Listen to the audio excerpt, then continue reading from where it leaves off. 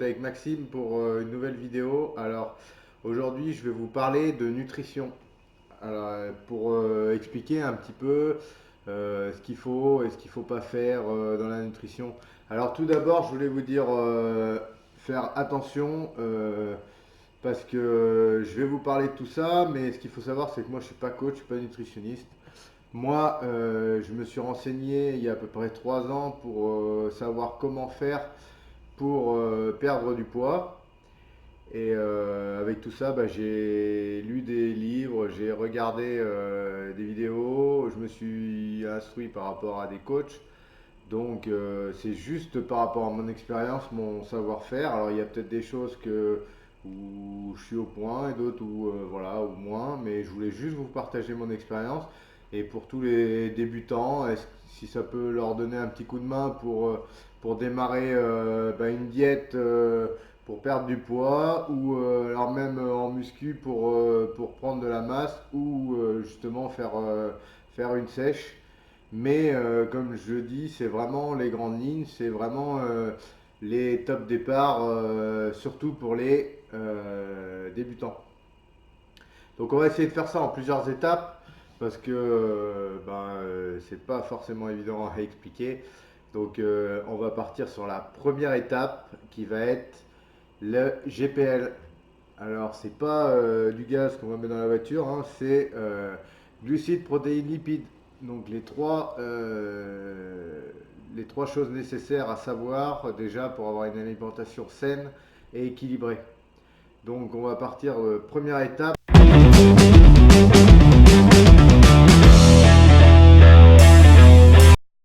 Alors les protéines, c'est quoi? En fait, c'est les briques de notre corps. Elles constituent dans la fabrication de nos os, de nos muscles, de nos cheveux, de nos ongles, un peu de tout.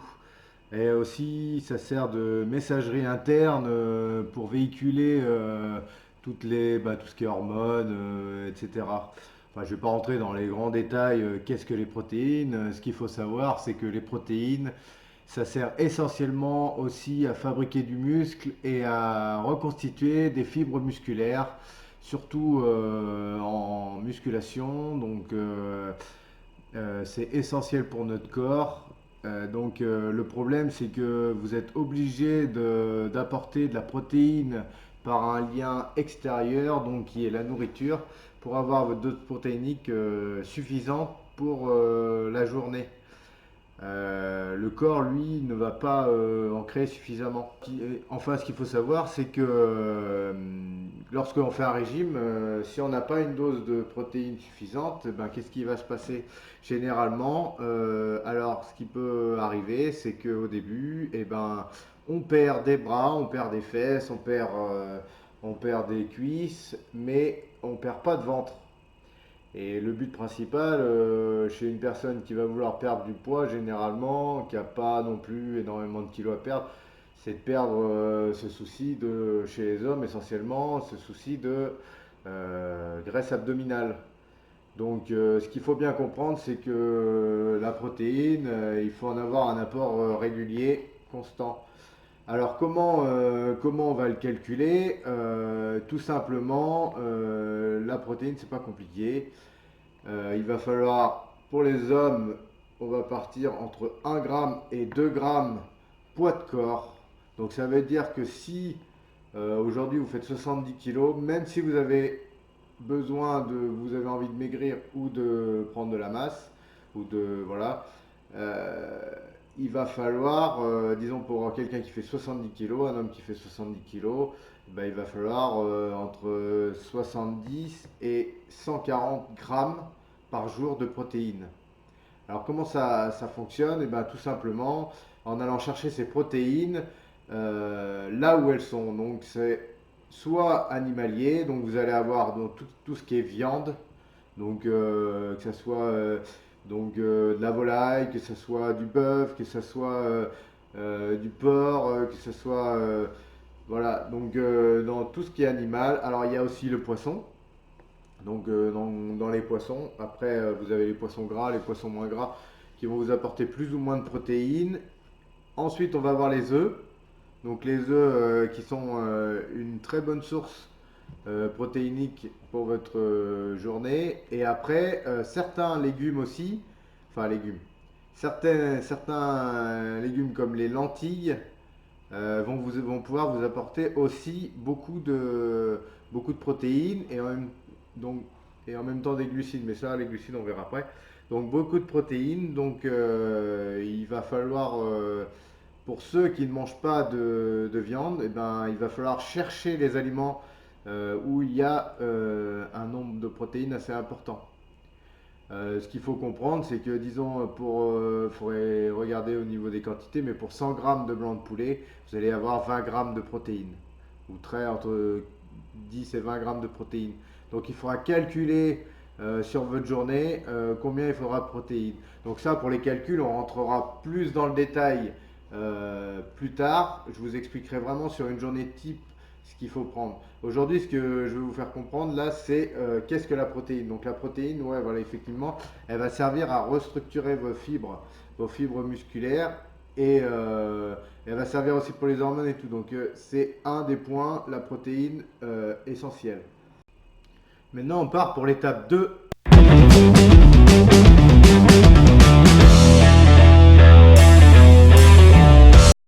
Alors l'étape 2, nous aujourd'hui, là, on va parler des lipides.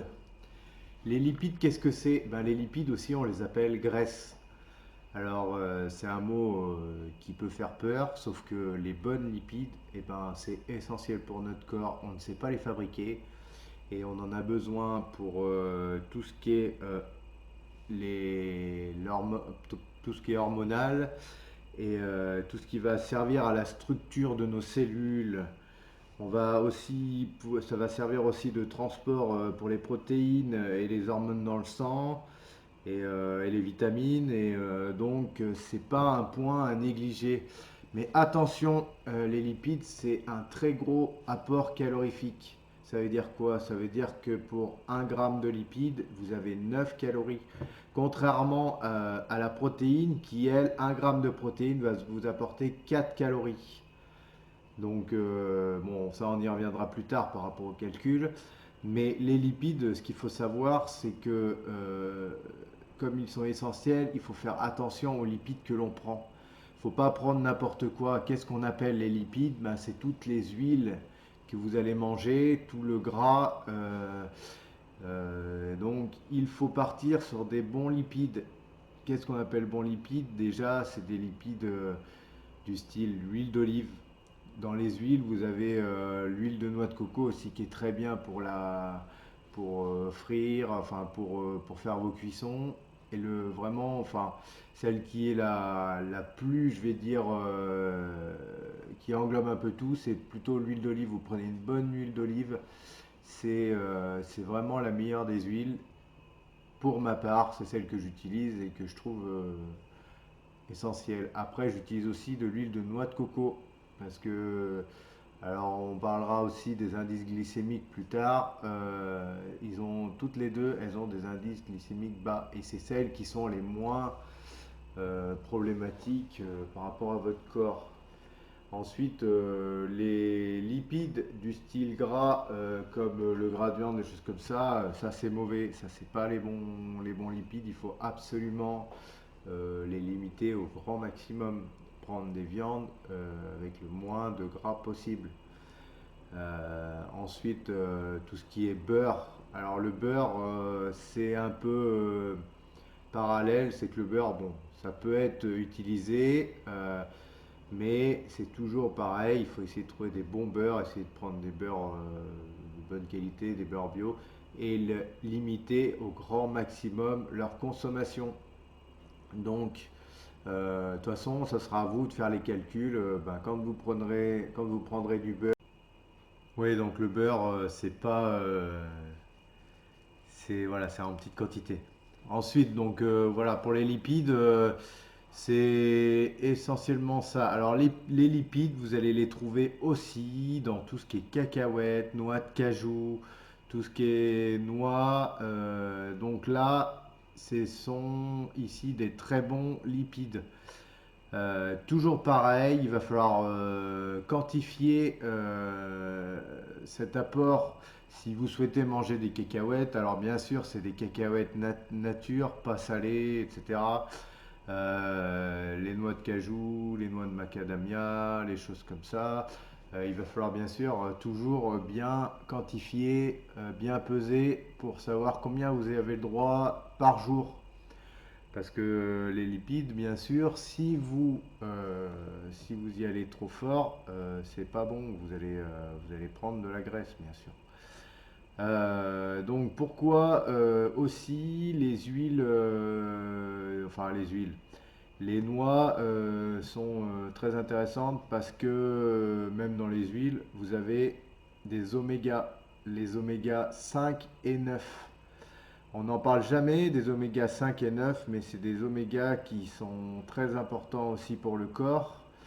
Et tout, comme les oméga 3 on en parle pour le poisson. Donc vous en avez énormément dans le poisson, mais le top c'est vraiment de pouvoir associer les trois, donc oméga 3, 5 et 9, pour avoir vraiment l'essentiel des oméga. Donc voilà pour la partie des lipides. Maintenant, on va passer à l'étape 3.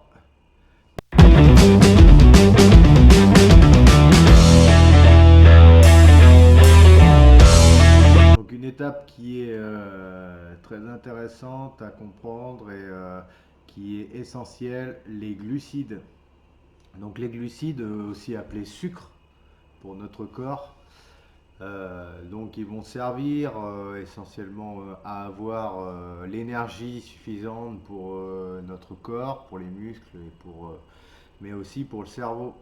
Donc c'est grâce à lui que votre cerveau va aussi être en bonne forme et en bonne santé. Alors, il y a plusieurs sortes de glucides. Alors les glucides, on va les mettre par rapport à des indices glycémiques. Vous allez avoir des indices glycémiques bas, moyens et élevés. Il faudra surtout éviter les indices glycémiques élevés. Qu'est-ce qu'on appelle les indices glycémiques élevés? Ça va être tout ce qui est sucre, sucre blanc, donc tout ce qui est sucre transformé. Après, bon, vous avez le miel, vous avez aussi tout ce qui va être dans la classification des glucides comme le pain blanc, le riz collant, le riz blanc collant. Les choses comme ça, ce sont des indices glycémiques qui sont hauts. Il va falloir préférer des indices glycémiques bas ou moyens comme le riz complet, le blé complet et les choses comme ça. Surtout tout ce qui est blanc en fait, qui va être dénaturé, transformé, c'est le moins bon. C'est pour ça que lorsque on va commencer à faire une réadaptation alimentaire, on va vous dire qu'il faut arrêter de prendre du sucre dans votre café, les choses comme ça, parce que c'est les choses qui sont les moins bonnes. Alors à chaque fois on dit oui, ah bah j'ai un manque d'énergie, je vais prendre un sucre. Alors effectivement sur le moment c'est bien, mais si vous avez vos glucides pour la journée, le matin, le midi comme le soir, normalement vous n'aurez pas de baisse de fatigue. Ou alors, si c'est vraiment une baisse de fatigue, c'est que vous êtes en perte de poids importante et rapide, et c'est pas forcément les meilleures solutions. C'est pour ça qu'on dit qu'un régime alimentaire, ça va se passer sur la durée. C'est comme un marathon. On va pas vouloir perdre trop rapidement, ou alors après, c'est ce qu'on appelle, c'est faire une sèche. Et là, vous mettez votre corps vraiment